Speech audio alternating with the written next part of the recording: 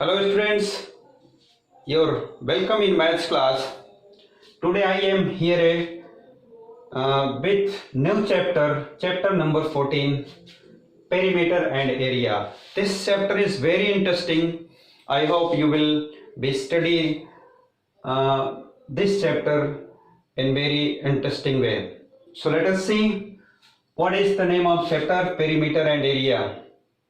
At first I will tell you what is perimeter and what is area. सबसे पहले हम ये बताएंगे कि पेरीमीटर क्या है और एरिया क्या है। जैसे मान लीजिए ये आपका एक फिगर है, ठीक, और इस फिगर में अब ये देख रहे हैं आप, एक बाउंड्री बन गई है चारों तरफ। केवल इस बाउंड्री की लेंथ को नाप करके एक में ऐड कर लेना ही पेरीमीटर कहलाता है। बात समझ में आई होगी कुछ, फिर से देखिए। जैसे एक ये फिगर जो हमने बनाया है, इसके चारों तरफ आप जो बाउंड्री लाइन है इसकी, ये केवल यहां से यहां तक और ये और ये और ये और ये चारों लेंथ को नाप करके एक में ऐड कर दीजिए, वो पेरीमीटर होता है। अब एरिया क्या है, इसी समय समझ लीजिए कि पेरीमीटर ये हो गया तो एरिया क्या है। अब देखिए हमने क्या किया था, चारों तरफ की लेंथ को नाप करके ऐड किया था, वो पेरीमीटर कहलाया। अब इसके बीच की जो जगह है, ये सारी जगह कितनी है, इस जगह को पता कर लेना, पता करके इस जगह को बताना, ये आपका एरिया है। तो टॉपिक के अकॉर्डिंग पेरीमीटर और एरिया हमने आपको बताया। जैसे ये बोर्ड है, आप इस बोर्ड को आप यहां से यहां तक मेजर कर लीजिए, यहां से यहां तक, और ये चारों साइड को आप मेजर करके ऐड करिए तो पेरीमीटर हो गया। मान लीजिए इसकी लेंथ जो है 10 सेंटीमीटर है और ब्रेड्थ 5 सेंटीमीटर है, तो ये भी 10 हो जाएगा और ये भी 5 हो जाएगा। तो जोड़िए 10 10 20 25 और 30, तो ये 30 जो आया, ये 30 सेंटीमीटर इसका पेरीमीटर हो जाएगा। Perimeter clear. तो पेरीमीटर पर ही चर्चा करते हैं। कई तरह के शेप होते हैं, उनके पेरीमीटर्स को निकालने के लिए फार्मूलाज दिए गए हैं, तो उन फार्मूलों को देखते हैं। जैसे अगर शेप रेक्टेंगल है, रेक्टेंगुलर शेप का कोई फिगर है, जैसे ये बोर्ड आपका, तो आपको पता होगा कि ये जितनी लेंथ है एक, उतना ही उसकी अपोजिट साइड वाली भी लेंथ होगी। इधर जितना ब्रेड्थ है, इसकी अपोजिट साइड ये भी उतना होगी। मतलब 2 लेंथ और 2 ब्रेड्थ हो जाएगा रेक्टेंगल में। ये जो रेक्टेंगल है आपका 2 इक्वल लेंथ, मान लीजिए ये 10 था, ये भी 10 था, ये 5 है और ये 5 है। इसको अगर L मान ले, L, तो ये भी L होगा, और ये क्या है, B है, तो ये भी B होगा। मतलब एक L और एक L 2L हो गया, 2L प्लस एक B और एक B 2B हो गया। क्लियर। हर रेक्टेंगल में 2 लेंथ होगी और 2 ब्रेड्थ होगी। अब इसमें कॉमन कर लीजिए, 2 दोनों में कॉमन है, ये 2 कॉमन हो गया। यहाँ पर बचा क्या, L प्लस B बच जाएगा। ये एक फार्मूला आपका बनकर तैयार होता है, इसी को कहते हैं पेरीमीटर ऑफ रेक्टेंगल। तो आप लिख लीजिए इसको कि पेरीमीटर ऑफ रेक्टेंगल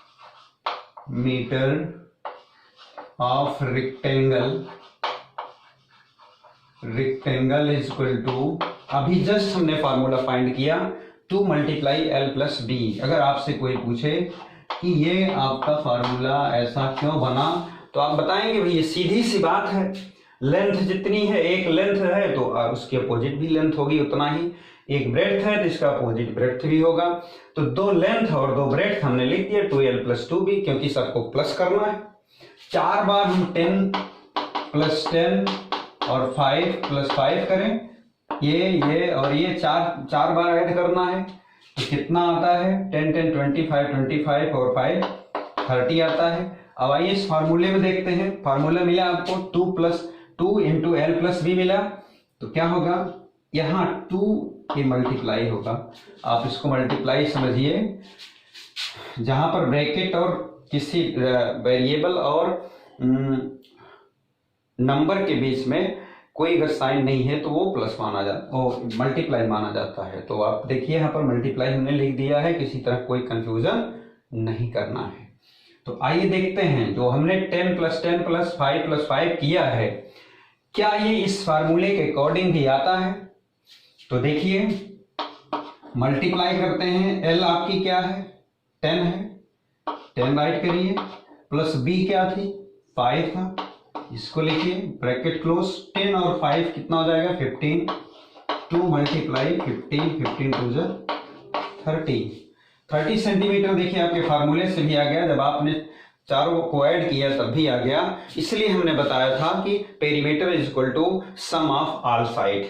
चाहे जिस तरह का फिगर हो, अगर वो रेक्टेंगल नहीं है तो आप सोचेंगे अब कैसे होगा। सर ने बताया था रेक्टेंगल होने पर 2 × L + B किया जाएगा। मान लीजिए आपके पास ऐसा फिगर आ गया और इसको दे दिए 3 सेंटीमीटर, इसको दे दिए 6 सेंटीमीटर, इसको दे दिए 4 सेंटीमीटर, तो आप सोचेंगे कि आपने सर ने रेक्टेंगल का बताया था। हमने एक चीज और भी बताया था कि सभी साइड को ऐड करके पेरीमीटर निकाला जाता है। अगर आपको कोई फार्मूला नहीं आता है तो एक फार्मूला दिमाग में रखिए, सभी साइड की लेंथ को ऐड कर दीजिए। तो ये क्या हो जाएगा 6 + 4 + 3, 6 4 10 और 3 13 सेंटीमीटर हो गया। Very simple, that means you have to add only, केवल आपको ऐड करना है।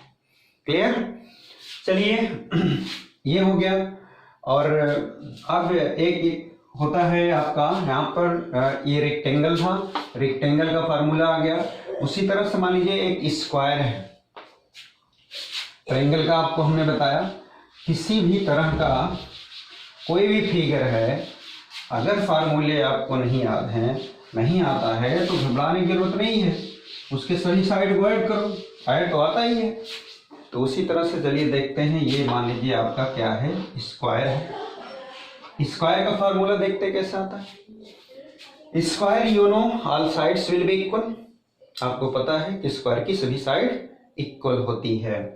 तो ये आप मान लीजिए 4 सेंटीमीटर है, तो ये भी 4 होगा, ये भी 4 होगा, ये भी 4 होगा। हमने बताया सभी साइड को इक्वल करने पर पेरीमीटर आता है 4 + 4 + 4 + 4 4 बार, 4 4 8 12 और 16 सेंटीमीटर आ गया। लेकिन हम 4 बार ऐड क्यों करें, हम अपना एक क्या इसको अगर ऐसे कर दें, 4 कितनी बार आया है 1 2 3 4 बार आया है, तो 4 से मल्टीप्लाई कर दीजिए, तब भी आ गया 16। क्लियर। ये 4 है क्या, ये साइड है, एक साइड की लेंथ है। तो यहां हम क्या लिख दें कि साइड जितनी होगी उसी में कितनी बार मल्टीप्लाई कर दें 4 बार, तो आपका आंसर आ जाता है। तो साइड की लेंथ कितनी है 4 है, तो 4 × 4 करने पर ये 16 सेंटीमीटर आ जा रहा है। यही पेरीमीटर है। तो फार्मूला क्या बना आपका स्क्वायर का, perimeter of square, formula number 2, perimeter of square is equal to 4 side × 4 या 4 × साइड। साइड जितनी दी होगी उसमें 4 का मल्टीप्लाई कर देने से स्क्वायर का पेरीमीटर आ जाता है। तो ये था पेरीमीटर। और एरिया के लिए भी एक फार्मूला है। एरिया में क्या करना है, केवल इसकी लेंथ और ब्रेड्थ को मल्टीप्लाई कर देना है। जैसे ये बीच का स्पेस अगर पूछता है तो एरिया ऑफ पेरीमीटर हो जाएगा, एरिया ऑफ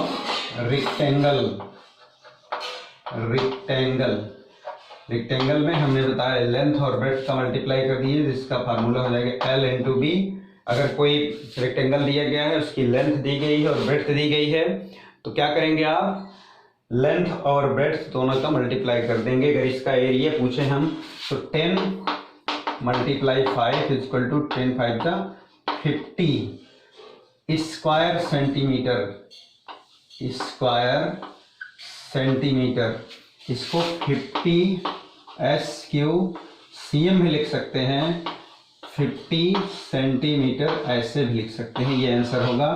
लेकिन यदि पेरीमीटर आपका कितना आया था, 30 आया था, तो इसको आप लिखेंगे केवल 30 सेंटीमीटर। दोनों में क्या अंतर है, पेरीमीटर में केवल वही यूनिट लिखेंगे सेम, इस और जब आप उसका एरिया फाइंड करेंगे तो स्क्वायर सेंटीमीटर लिखेंगे। ये चीज आपको ध्यान में रखना है। तो फार्मूला नंबर 3 क्या हो गया आपका,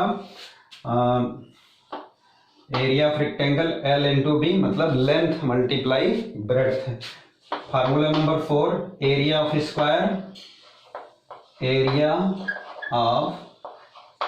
स्क्वायर इज इक्वल टू, अब जैसे ये है, इसमें क्या किया गया था, लेंथ का मल्टीप्लाई ब्रेड्थ में, इसका मतलब इसमें भी इस साइड का मल्टीप्लाई इस साइड में, तो इसकी तो सभी साइड इक्वल है, तो ये साइड है, साइड में साइड का मल्टीप्लाई करने से इसका एरिया आता है, तो इसका फार्मूला हो जाएगा साइड मल्टीप्लाई साइड। ये 4 फार्मूले हैं, इसको आप याद रखिएगा। इसी के बेस्ड पर आपकी अगली एक्सरसाइज है। I hope you can do now next exercise, so note down your homework. Do question 1 to 5, 1 to 5 छोड़ दीजिए, क्वेश्चन 1 और 2 कम से कम 2 क्वेश्चन तो आप करेंगे ही, और केस कल बताएंगे। Do question 1 and 2 from exercise 14.1 ये 2 क्वेश्चन आपको करने हैं, क्वेश्चन नंबर 1 और 2 करने हैं, और क्वेश्चन नंबर 3 से मैं नेक्स्ट वीडियो में बताऊंगा। I hope you will have to understood. So that's all for today. Jai Hind, जय भारत।